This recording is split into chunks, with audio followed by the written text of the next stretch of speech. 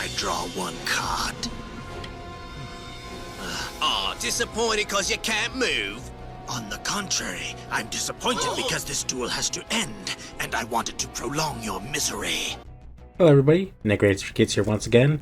Finally here with a character deck like I had promised probably 2 months ago, maybe more now. And I decided to go with, for my first character deck, is Bakura, because Bakura is actually my favorite Yu-Gi-Oh character. He has some of my favorite monsters that he plays. But unfortunately in Go format there aren't too many great cards that he plays. As I said that I was going to do, I went with only cards that Bakura played, plus some GOAT staples, which includes of course Pot, Charity, and Delinquent Duo, though if you're playing against other people who are playing casual decks, I'd recommend that neither of you play Delinquent Duo, since it'll be a lot more fair. As well, we've got the suite of traps here, because there's only a couple traps that Bakura can play, unfortunately, which means that Mask of Darkness isn't that great unless you're going like a burn strategy. There's actually a few ways that you could play the Bakura deck. Obviously, you could play the Destiny board version, which is probably never going to get you any wins, but if you really want to try to cheese the opponent, you could try that. There's also Burn with the Just Desserts. Unfortunately, we don't have some of the Burn cards that he played besides that, such as... also, you can play a Deck Out deck with the Morphing Jar, and I allowed him to be able to play Morphing Jar number 2 because he did play multiple Morphing Jars in the anime, and it only makes sense that if you're going to play 2 Morphing Jars, you're allowed to play Morphing Jar number 2, right? But I went with the Zork version of the deck because I love Zork, and that's the way that I think I'd have the most fun with the deck. So with that said, let's go through the full profile. Of course, we have the triple Zork and triple contract with the Dark Master. And sorry, I should respect Dark Master Zork by calling him Dark Master Zork and not just Zork. Then we have 2 Dark Necrofear. When I was playing around with this, 3 Dark Necrofear just felt like too many, and they are good discard fodder for the Zork, but if you're just drawing all Zorks and all Dark Necrofears, or all Dark Necrofears and contract with the Dark Master, you kind of get angry and don't have fun. But also, you don't play too many Fiend monsters in this deck, because some of his best cards are actually not Fiends. If we had Doom Caliber Knight, I would definitely play that, and then Dark Necrofear would be even better, but unfortunately we do not have that card. And Go format. You could potentially, if you're okay with breaking things a little bit, you could substitute Opticlops for a Doom Caliber Knight. That's like the closest you can really get in Go format, just because it has high stats and that's it. But I didn't think it was close enough to include in this profile, but if you're okay with that, you could do it yourself. Then I'm playing 2 Dark Ruler Hades. It's another bricky card alongside these, but you kind of need one, the high level, and also you need a way to be able to convert some of these cards, such as the triple Earthbound Spirit that we're playing, which is 2,000 defense, 500 attack, Fiend, and we are also playing a Brain Control in this deck. Besides that, we have Jaugen the Spiritualist, which its effect actually was really good when I was playing against a lot of people, and you'll see in the match that I'm going to show you against a casual deck that it was extremely good. Against Reasoning Gate, you can just block them out, and that's why I have a third one. And also, it's a light, which goes great with the Exchange that we're playing 2 of in this deck. So if you grab a Chaos Monster, you can actually have light monsters in the graveyard to be able to summon, which I actually did once, but I still lost because they used Pot of Greed into Blackluster Soldier, and when I tried to steal it, they just activated Book of Moon.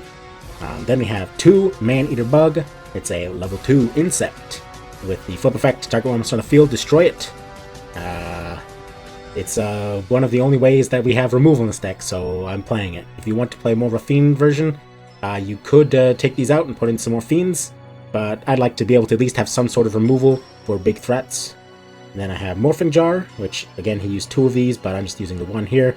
After you dump your entire hand onto the field to summon Zork, you want to, or dump your entire hand to the grave to summon Zork, you want to be able to reload your hand, and Morphing Jar is the way. Then we have Sangan, which of course we have Sangan. It's one of the cards that he used, and in general it's like a staple in Go format for a lot of decks, not all, but a lot of them. And we have White Magical Hat, which is another light monster, 1000 attack spellcaster, unfortunately, that if it inflicts battle damage to the opponent, they have to discard a card. Really good on empty board states. And to round up the rest of the monsters, we have 2 Headless Knights. Level 4 Fiend Earth with 1450 attack, 1700 defense. It's unfortunately one of the highest stat fiends that he plays that isn't a tribute monster. 1700 defense actually defends against a whole lot, and the next highest that you need to be to really defend against stuff is 2000, which you already have. So I could have played Gross Ghost of Fled Dreams, which is 1300 attack, 1800 defense, but I figured that the attack is actually going to be more relevant than the defense, because 1600 is like the threshold before 2000, and the 1450 attack actually comes in clutch a lot when you're fighting against recruiters and things like Dekoichi and stuff like that. Then for the spells, I already talked about the Brain Controls and the Contract with the Dark Master, and of course we have Trinity, the Exchange, and Staple Heavy Storm, Mystical Space Typhoon. I only allowed myself 1 No Mana Crossout because I don't want to fill the deck with too many stable cards, but if you want to allow multiples when you play it, that's up to you. Of course, Premature Burial, another stable card. Snatch Steal, another stable card. And Shallow Grave, I decided to play one of. If I had like a more burn or deck out strategy, I'd play more of them to be able to summon my Morphing Jars or my Mask of Darknesses to bring back the Just Desserts, but I'm just sticking with this. Shallow Grave, mostly to be able to get fodder out to summon Zork or to summon Dark Ruler Hadez, and then Dark Ruler Hadez can run over any flip effect monster that they decide to summon. Then we have for the trap lineup just the 4 quote-unquote staple traps called Haunted, Mirror Force, Instruction, and Torrential Tribute. Some other considerations here are Stop Defense, which I could have used in place of the second No Mana Crossout, maybe taking out the Shallow Grave here. Or maybe even take out like one of the Headless Knights, but Headless Knight is like one of the only ways you can actually get aggro in the deck, so I decided to play 2 of them in the end. He also has Dark Spirit of the Silent, but unfortunately it's like not very good. You negate one monster's attack, then select another monster they control, and it has to attack. There's a card that is roughly equivalent to a card that he played, but it isn't actually a card that he played, which is Narrow Pass. I believe the name of the manga card is Narrow Cloister. It has a somewhat similar effect, but what this does is you can only activate when players have 2 monsters or less on their respective sides of the field. Both players can only normal summon up to 2 additional monsters on the side of the field.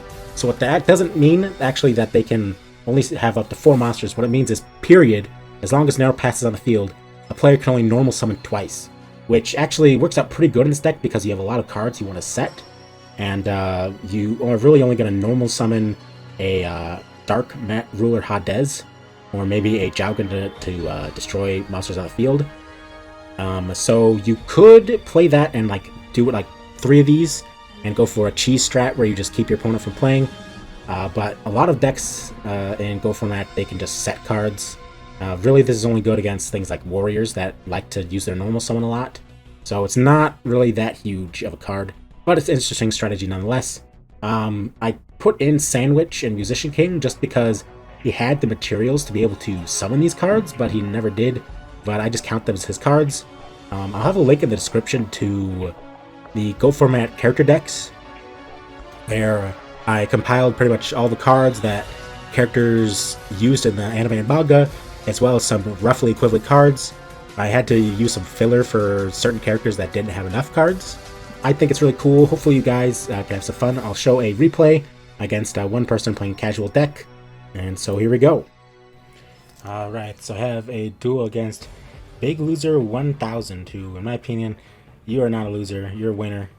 They're playing a casual deck that they call a me, quote-unquote, deck. It is in their own deck that they made. Pretty cool. Against any of the actual meta decks that I ended up facing in the unrated, it didn't go so well. I did get close to winning one time. I had Brain Control to grab their BLS, but they had Book to prevent it, so I ended up losing that one. I also played pretty badly in that match, but either way, this deck is just for fun. It's not meant to necessarily win games. The goal would be to battle people with it that have roughly equivalent power, like in my character deck tournaments.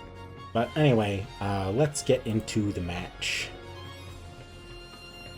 A bit of rock, paper, scissors. And this is how I know that my opponent is probably pretty new to the game, new to GOAT format. They win the rock, paper, scissors, but they decide to let me go first anyway, which, especially when you have Delinquent Duo, is pretty strong. Again, it's not a card Bakura plays, but I mean, if you're playing with players that are actually in a roughly equivalent power level to you, you probably don't need to play Delinquent Duo. But I didn't know what I was going to get because I was just playing against random people, so I was playing it. And I get to snipe 2 cards from the hand, which were Molten Destruction and Flame Ruler, so a pretty spicy deck right off the start. And I don't have anything else I can do with this hand. I'm just bricked up, so I just set my Ring of Destruction. My opponent Pot of Greeds. And then they summon a Masked Dragon, so this is a really spicy deck.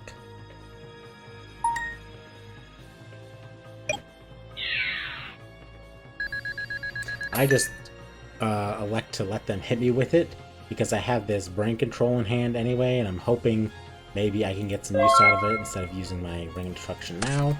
I get Graceful and don't get too much off of it, unfortunately. And I think at this point I'd probably just discard the Zork. And because I discarded Zork, I'm also not going to need exchange anytime soon. I summon the beefy 1450 attack Headless Knight, and then I wait and see what is my opponent going to summon. And having a little bit of banter, always having fun whenever you're playing casual decks, that's the important thing. And they summon another Masked Dragon. They could have put in defense, but didn't have anything else at the moment anyway, so it wouldn't have really mattered attack or defense. And they activate Last Will. I could have used the Ring of Destruction to destroy it, to prevent them from using Last Will, but I'm still trying to see what exactly my opponent is trying to do. So I let them attack in anyway. And turns out, unfortunately, they didn't really have much that they could do because they just summon a Masked Dragon after Masked Dragon, then UFO Turtle off of the Last Will. Normally that would be at least an annoying field, especially with this only having Headless Knight out, but I draw into Jowgen the Spiritualist. And I will summon it and immediately activate its effect so I could get rid of these 2 monsters because they have been special summoned. And the card he randomly picks is Brain Control. Then I attack in.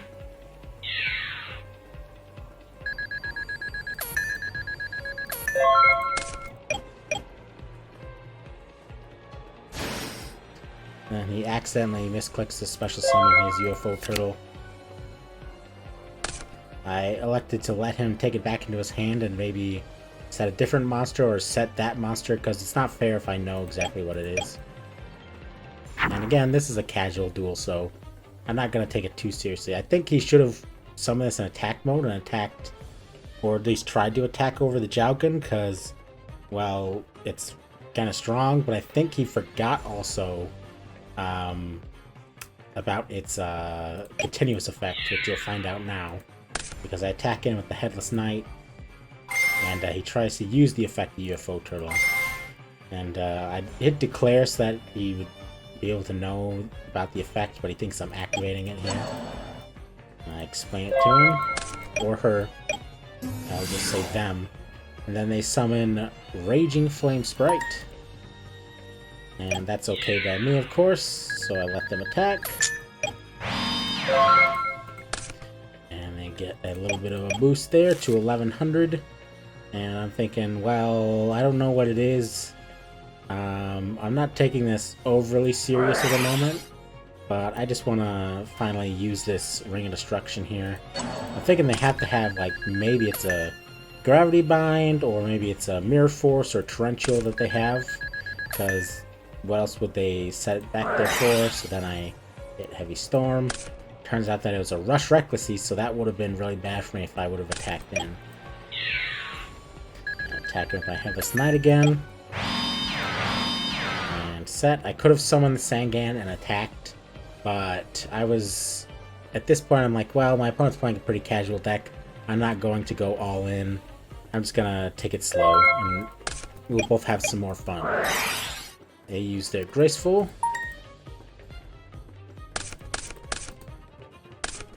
They discard Twin-Headed Beast. An amazing fire card alongside Burning Land, which I explained to them. They discarded 3 cards off that Graceful. I didn't notice this when we were playing, that they discarded 3 cards. If I had noticed, I would have told them. But actually, I don't think it matters. You'll see, but they did discard 3 off of Graceful, which they shouldn't have. But I was reminding them that in Go format, Burning Land requires a field spell card on the field to be able to be activated, because you have to be able to use its first effect to destroy a field spell card. So it's not as strong as it is in later formats, which even then, you know, it's not a great card, but I still wish that it was playable, because I remember playing that old Dark Snake Syndrome, Burning Land, Dark Room of Nightmare deck. It was pretty fun, even though it was degenerate and stupid. So here I go, I put Sangan into attack, swing in. Just getting some good old beats, and I set myself a Morphing Jar, thinking worst case scenario, if he does something to stop me, I can take him out. But I don't know even what their hand was, so I'm just gonna check it real quick. All cards that they need special summons are normal summons, so yeah. Even if they had kept one of these, it would not have mattered.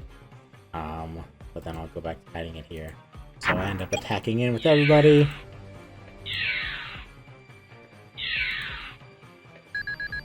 And we go on to the next game.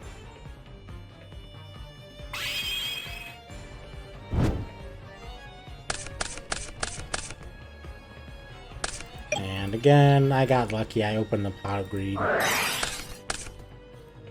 But not so lucky because I opened a bunch of these cards, but it is what it is. I just set the Earthbound Spirit. And they summon a Raging Flame Sprite. Get in. 1100 now. Now I have Graceful. Again, I am lucky, because I could have bricked up real hard. I think about what I want to discard here. I'm going to discard one of the contracts, because I already have a second one in my hand. And Brain Control, because I'm going to do some stuff that's not really going to matter. Blind MST, because I want to pull off a big play here, get rid of the Widespread Ruin, which was great. And then I use Contract, and I'm going to tribute the Dark Necrosphere, which is level 8, or the level 8 Dark Master Zork. And immediately use its effect. And roll 6, which means that I destroy all monsters on my side of the field.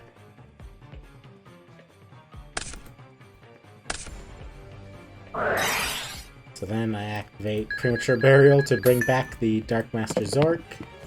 And I'm just testing the dice here, seeing if it's just going to keep giving me 6s in a row. Thankfully, the RNG is not saying that I'm going to get 6, 6, 6. So I activate Zork again. I could have just attacked, but you got to use Zork when it comes down. I get a 1, so I destroy all monsters he controls this time. And I'm attacking for 2700. He sets a monster.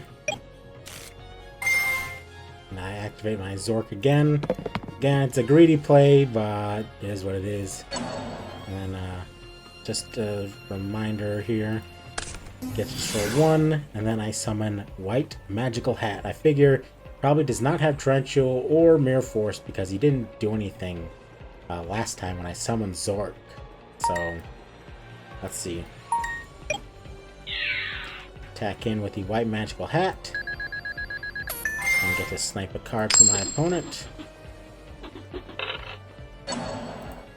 It was a Lava Golem, which was really lucky for me to snipe because they could have used that.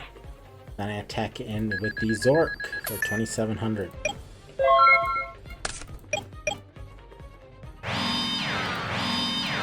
Opponent sets both cards because they know that Hat would end up discarding it anyway, and plus...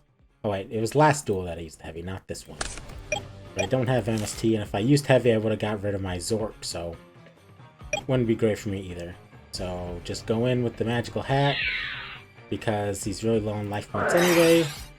He summons something with Call Haunted. He attempts to summon the Lava Golem, but Lava Golem has to be special summoned by its effect before it can be revived with cards like Call Haunted.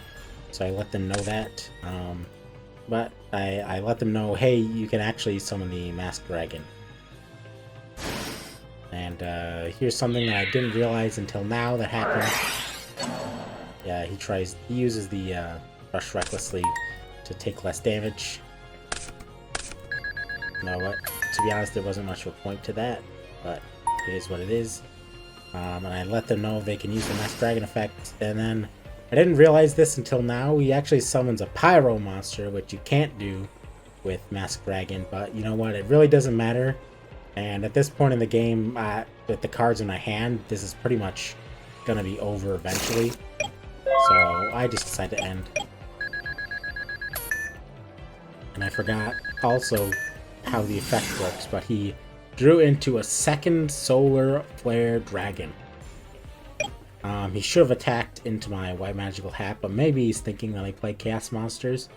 Or maybe he's just too occupied by the fact that he has two Solar Flare Dragons, which technically he shouldn't have, but whatever. I take 1,000 damage in the end step. And I will use Dark Zork because... Dark Master Zork. I apologize. I should put some respect on his name. Because even if I wipe my field, things are going to be fine. So yep, I get a 3, so I destroy one of their monsters, which is the Solar Flare Dragon. And I attack it. Uses Ring, just for some revenge. If he had gotten that earlier, he could have used that on my Zork to destroy it before he had 2 little life points. But anyway, it was a fun match against a fun casual deck, and they were very respectful, very cool opponent, very cool deck. Hopefully you guys enjoyed, and I hope you have a great one.